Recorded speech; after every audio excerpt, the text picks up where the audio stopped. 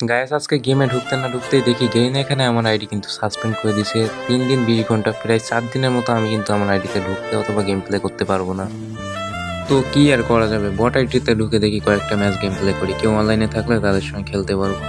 এখানে দেখি আরিয়ান, জুয়েল, ইমাম সবাই অনলাইনে আছে আজকে, সবাই আবার এক গ্রুপে জয়েন রিকোয়েস্ট দিয়ে দেখি তো কি রে, এখনো দেখি নেয় না। অন্য সময় তো জয়েন রিকোয়েস্ট দেওয়ার সাথে সাথে নিয়ে নেয়, হয়তো বা তারা কথা বলতেছে এই জন্য খেয়াল করে না। দেখি আবার জয়েন রিকোয়েস্ট দিয়ে দেখি নেয় কিনা।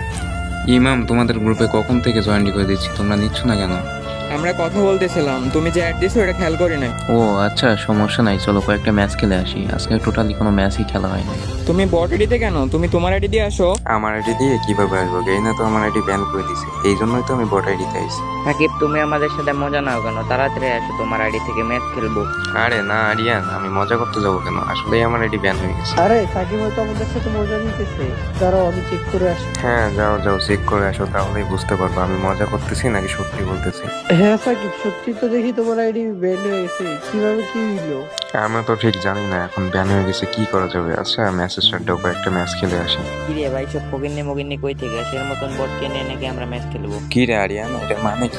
তুমি তো দেখতেছোই আমরা সবাই গ্র্যান্ড মাস্টারে আছি, তোমার নিয়ে খেললে তো আমরা মাইনাস খেয়ে যাবো।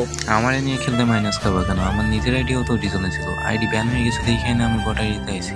ইসমাম ভাই, ওর 16 পাঠাও তো, আমার একটা প্লেয়ার আছে, ওর 16 পাঠাও। কি রে ভাই, তোমরা সবাই মিলে এমন ব্যবহার করতেছো কেন? যা কিক খা। ভাই রে ভাই, আমারে কিক কইরা দিল।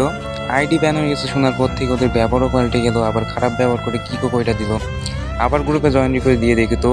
সাকিব, তোর কি লজ্জা শরম নাই? এতবার কিক দেওয়ার পরেও গ্রুপে আসোস কেন? বললাম না আমাদের প্লেয়ার আছে, তোর মতন বট কিনে খেলবো না। আমার মতো বটে নিয়ে খেলবা না এর মানে কি? যেই শুনলাম আমার আইডি ব্যান হয়ে গেছে সেই তোমাদের কাছে আমি বট হয়ে গেলাম? এতদিন যে আমরা একসময় খেললাম সেইটার সময় তো বট বলো নাই। ভাই, তোর আগে ভালো আইডি ছিল, এই জন্য তোরে আমাদের সাথে খেলতে নিতে, কারণ তোর ভালো আইডিও নাই, আমাদের সাথে খেলার যোগ্যতাও নাই। তোমরা ওর সাথে এমন ব্যবহার করতেছো কেন? ও তো আমাদের ফ্রেন্ডই না।